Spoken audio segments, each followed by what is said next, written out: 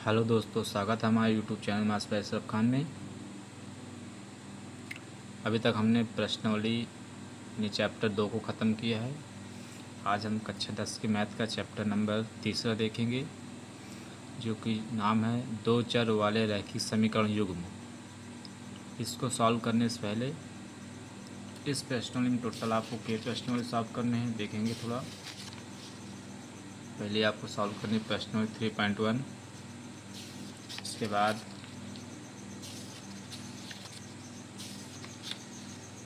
3.2 प्रश्नावली आपको सॉल्व करनी है। फिर आपको 3.3 प्रश्नावली सॉल्व करनी है। ओके, तो हम आज की वीडियो में आपको बेसिक चीज़ें बताएंगे इस प्रश्नावली से रिलेटेड। दो चर वाले रैखिक समीकरण युग्म क्या होते हैं, इसके बारे में पहले हम देखेंगे। दो चर रैखिक समीकरण युग्म। अगर आप अभी तक हमारे चैनल को सब्सक्राइब और लाइक नहीं किया तो सब्सक्राइब और लाइक ज़रूर कर लें। हमारे चैनल का नाम है maths by Ashraf Khan.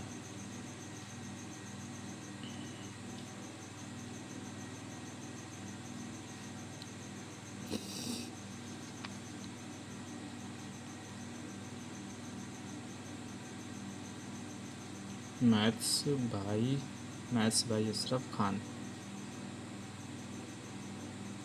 Maths by Ashraf Khan नाम है। ओके, देखेंगे। तीसरा आपका है दो चर रैखिक समीकरण युग्म। दो चर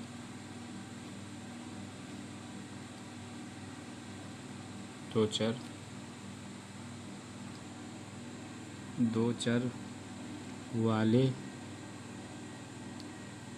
रैखिक समीकरण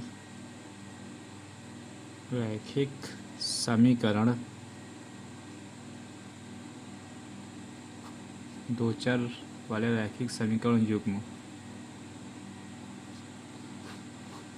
दो चर वाले रैखिक समीकरण युग्म। अभी तक आप एक चर वाले पढ़ते थे, जैसे इसमें सिर्फ एक चर था। अब ये दो घात बहुपद पढ़ के आए हैं। दो घात समीकरण, जो कि इसका व्यापक समीकरण होता था ax² + bx और +c बराबर 0 नहीं होता था। ax² + bx + c बराबर 0 होता था। अब दो चर इसमें रहेंगे। चर अचर आपको बता चुके हैं हम पहले ही कि चर राशि क्या होती है। चर राशि और अचर राशि। चर राशि और अचर राशि। चर राशि क्या होती है? जो आपकी A to Z होती है, यानी आपकी ABCD चर राशि बोलते हैं। अचर राशि क्या होती है? आपकी काउंटिंग होती है। काउंटिंग जो होती है ना, काउंटिंग, इसको बोलते हैं हम गिनती। गिनती है तुम्हारी क्या होती हैं? अचर राशियाँ होती हैं। तो इसमें दो चर हैं तो दो चर रहेंगे। दो चर रैखिक समीकरण में दो चर रहेंगे। जैसे आपको हम कहते हैं आपसे, जैसे x + y = 5, इसमें दो चर हैं। कौन कौन? एक तो एक x हुआ चर, एक y हुआ। क्या चर है बोलेंगे? दो चर है। ओके, और वैसे मैं आपसे कहा कि 2x + में y = 10, इसमें भी दो चर हैं, एक x हुआ, एक y हुआ। तो ऐसे आपको समीकरण युग्म पढ़ने हैं इस प्रश्नावली में। इस प्रश्न में आपको इतनी ही चीज़ें पढ़नी है। दो चर वाले रैखिक समीकरणों को याद रखेंगे, जिसमें चर राशियाँ, चरों की संख्या। दो चर वाले में क्या होगी? चर राशियाँ क्या होंगी? जिसमें चरों की संख्या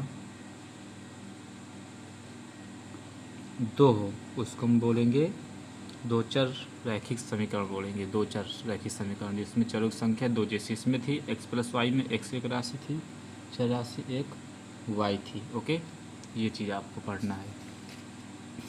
तो इसको प्रश्नावली 3.1 सॉल्व करने से पहले आपको दो चर राशियों को हल करने के तरीके बहुत होते हैं, ये भी आप याद रखेंगे।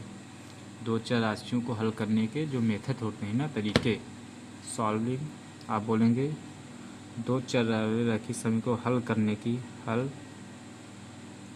करने की विधि, इसको हल करने की विधि देखें तो इसकी विधियाँ कई होती हैं। मुख्यतः आपको 3 विधि ही पढ़ना है इसमें। क्या विधि पढ़ना आपको? 3 विधि पढ़ना है। एक विधि क्या होती है? पहली विधि आपकी होती है ग्राफी विधि होती है, ग्राफी विधि जो आप ग्राफ के द्वारा हल करते हैं।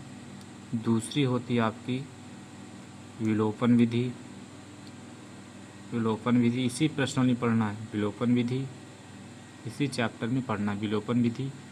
तीसरी आपकी होती है प्रतिस्थापन विधि, प्रतिस्थापन विधि। ये 3 विधि बोलते हैं। ओके, ग्राफी विधि को कभी कभी बीजगणितीय विधि बोलते हैं, बीजगणितीय विधि भी बोलते हैं। इस नाम से भी कभी कभी लोग बोल देते हैं। ओके, बीजगणितीय विधि भी बोल देते हैं। तो 3 ही विधियाँ होती हैं इनको हल करने की। सबसे पहले ग्राफी विधि, पहली प्रश्नावली आपको क्या करना कि 3.1 प्रश्नावली में आपको यही सब करना, ग्राफी विधि। ओके, इसके बाद दूसरे प्रश्नावली 3.2 में आपको पढ़ना है विलोपन विधि, और 3.3 में आपको पढ़ना है कौन सी विधि? प्रतिस्थापन विधि।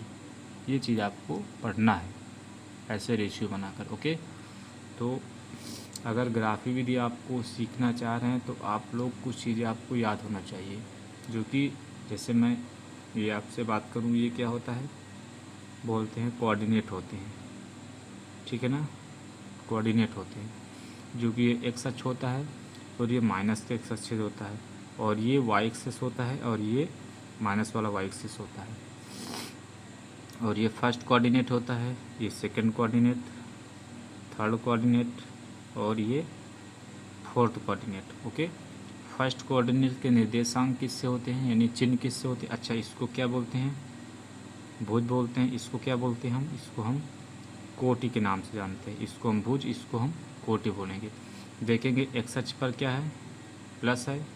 वाई अक्ष पर क्या है? भी प्लस है। तो प्रथम के हो जाएंगे प्लस कामा प्लस चिन्ह हो जाएंगे। ओके, इसके बाद देखेंगे एक्स अक्ष पर माइनस है, वाई अक्ष पर प्लस है, तो बोलेंगे माइनस कामा प्लस। पहले आपको भुज लिखना होता फिर कोट लिखो। जैसे मैंने यहाँ पर पहले भुज लिखा, भुज माइनस से था और कोटि आपकी प्लस से थी। इसमें देखेंगे एक्स अक्ष पर प्लस से और वाई अक्ष पर भी, सॉरी एक्स अक्ष पर माइनस से और वाई अक्ष पर भी माइनस है, तो होगी माइनस कामा माइनस हो जाएगी। फिर देखेंगे एक्स अक्ष पर प्लस है और वाई अक्ष पर माइनस है, तो प्लस और कामा माइनस हो जाएगी, प्लस कामा माइनस हो जाएगी। ओके, ये चीज़ आपको दिमाग में बिल्कुल बैठा के ही चलना है। सबसे पहली विधि आपको क्या पढ़ना है? ग्राफी विधि। ओके, फिर आपको पढ़ना विलोपन विधि, फिर आपको पढ़ना प्रतिस्थापन विधि। ग्राफी विधि में क्या होता है? ग्राफ से रिलेटेड संबंधित आपको दिए जाते हैं 2 समीकरण दिए रहेंगे। ओके, अच्छा, 2 चर वाले रैखिक समीकरण होते हैं, जिसमें 2 चर वाले रैखिक समीकरण, तो इसका जो व्यापक समीकरण होता है ना, व्यापक समीकरण, पहले मुझे बताओ द्विघात समीकरण व्यापक समीकरण क्या होता था? द्विघात समीकरण का व्यापक समीकरण बात को तो होता था ये x a x square plus b x plus c होता था। ओके, 2 घात समीकरण का।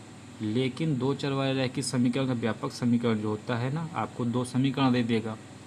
उस 2 समीकरणों में आपको करना क्या होता है? उनकी तुलना कराते हैं। क्या कराएंगे? तुलना कराते हैं। जब तक उनकी तुलना कराएंगे, जब तक नहीं करेंगे, तब तक आपको A1 B1 ओके C1 और A2 B2 C2 के मान निकालने होते हैं आपको।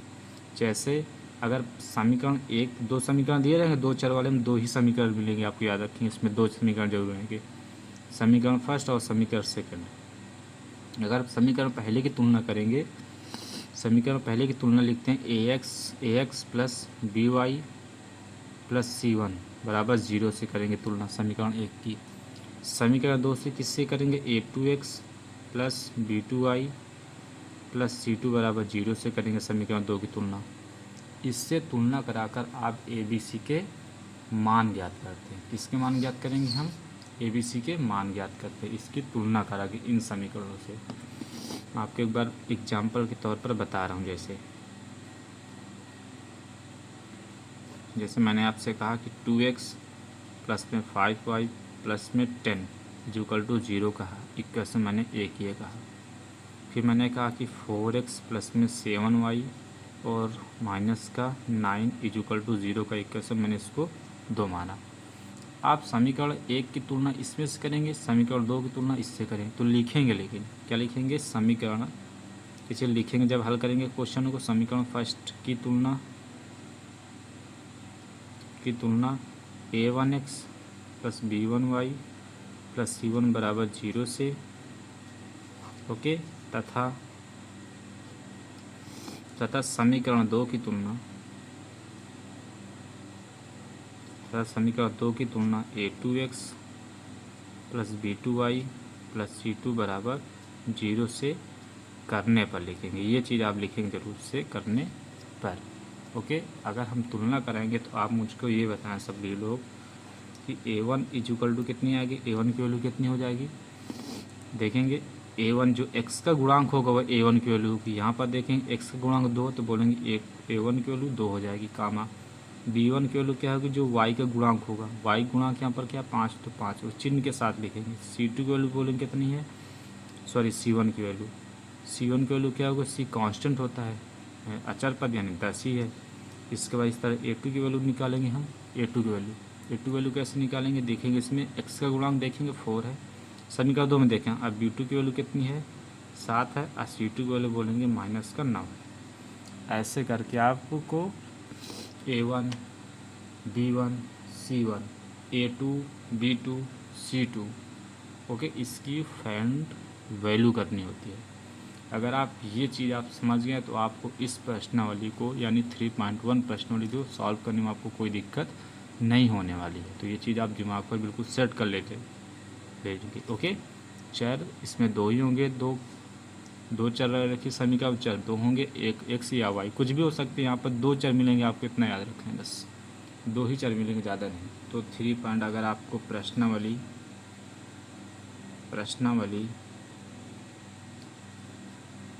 3.1 को सॉल्व करना है ना, अगर आपको बेटा प्रश्नावली 3.1 को सॉल्व करना है, हल करना है अच्छे से, तो आपको कुछ चीज़ आपको याद होना ज़रूरी है, जो कि आपकी बुक में है सारी चीज़ें।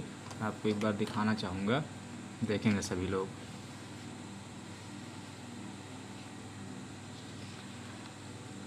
आपके बुक में ही दी रखी ये चीज़, ये आपको दिया है, ये टेबल आपको तैयार करना पड़ेगा। यानी रेखा युग्म अगर a1/a2 इधर b1/b2 c1/c2, ओके, सबके मान निकाल लेना है। जैसे अनुपातों की तुम जैसे a1/a2 does not equal to b1/b2 होगा। अगर इसका ग्राफी भी देखेंगे हम, ग्राफी निरूपण देखेंगे तो क्या उनसे रेखा होगी, प्रतिच्छेदित करती हुई रेखाएं होती हैं। अगर बीज गणितीय निरूपण में देखेंगे तो होगा केवल एक हल यानी अद्वितीय हल होगा, केवल एक हल बोले या अद्वितीय हल बोलेंगे। इसी तरह यदि a1/a2 बराबर b1/b2 बराबर c1/c2 के तो बोलेंगे संपाती रेखाएं होंगी। कैसी रेखाएं होंगी, संपाती रेखा होंगी। बीज गणितीय निरूपण में क्या होगा, अपरिमित रूप से अनेक हल होंगे। यदि a1/a2 बराबर b1/b2 के बराबर नहीं है, इक्वल नॉट इक्वल c1/c2 तो कौन सी रेखा होंगी, बोलेंगे समांतर रेखाएं होती हैं। कौन सी रेखा होती हैं, समांतर रेखाएं। इसमें कोई हल नहीं होगा, समांतर रेखाएं एक दूसरे को कभी काटती ही नहीं है, तो उसमें कोई हल ही नहीं होगा। तो बीजगणितीय रूप में क्या होगा, कोई हल नहीं होगा। तो ये चीज़ आपको तैयार करना मोस्टली बहुत ज़रूरी है। ये चीज़ अगर आपको आ रही है तो आप 3.1 प्रश्नावली को आराम से सॉल्व कर सकते हैं, ओके। तो इसको पहले मैं एक बार आपको बना कर दिखाता हूँ, अच्छे समझा कर देखेंगे गौर से। आप कम से कम मैक्सिमम आपको 3 लाइन तो बनानी ही पड़ेगी बेटा। मैंने आपको जैसे खींचकर 3 लाइन बना दिया, ये 3 लाइन, ओके। और ये किए 3 हो गया। इसमें लिखेंगे अनुपातों की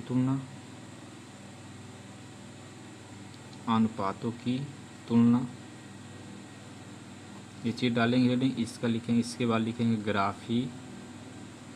ग्राफी निरूपण, यानी ग्राफ निरूपण कैसे होगा। इसके बाद बीज गणितीय निरूपण।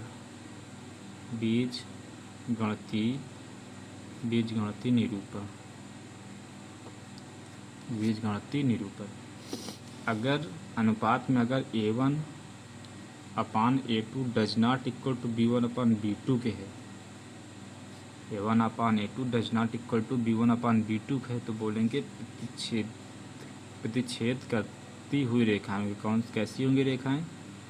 प्रतिच्छेद करती हुई रेखाएं। कैसी रेखा होंगी? प्रतिच्छेद करती हुई रेखाएं होंगी। और इसमें आपका बीजगणितीय रूप में केवल एक हल होगा, केवल एक हल यानी अद्वितीय बोलते हैं। केवल एक हल बोलेंगे या अद्वितीय होगा, केवल एक हल होगा या अद्वितीय हो जाएगा। इसके बाद दूसरा क्या है? टोटल आपको 3 ही पॉइंट है, तीनों पॉइंट आपको याद करना होगा।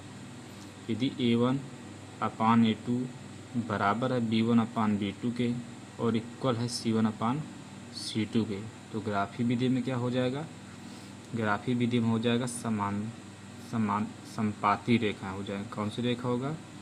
संपाती रेखाएं हो जाएंगी। कैसी रेखा हो जाएंगी?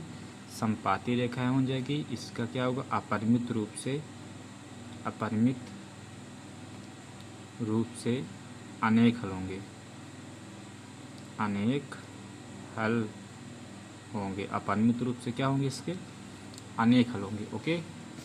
इसके बाद तीसरा अनुपात क्या है? अगर तीसरी कंडीशन क्या है इसमें?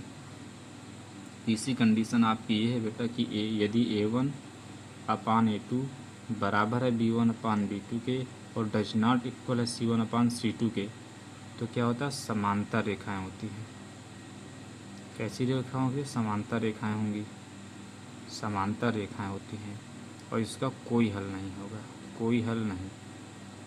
इसमें क्या होगा? कोई हल नहीं होगा। ये भी याद रखेंगे, कोई हल नहीं होगा। समांतर रेखाएं होंगी और कोई हल भी नहीं होगा। ये चीज़ आप दिमाग में बिल्कुल कंठस्थ तरीके से बैठा लें।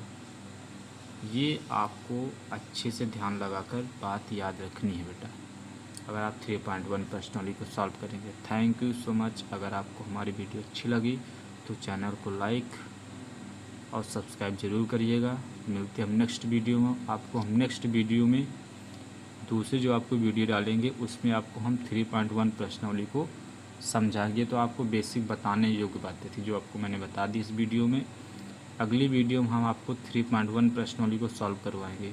ओके, तो 3.1 प्रश्नावली को सॉल्व करने से पहले आपको ये वीडियो ज़रूर एक बार अच्छे से देखनी है। अगर आप अच्छे से बेटा नहीं देखोगे तो ये आपको समझ में आने वाली प्रश्नावली नहीं है। Thank you so much.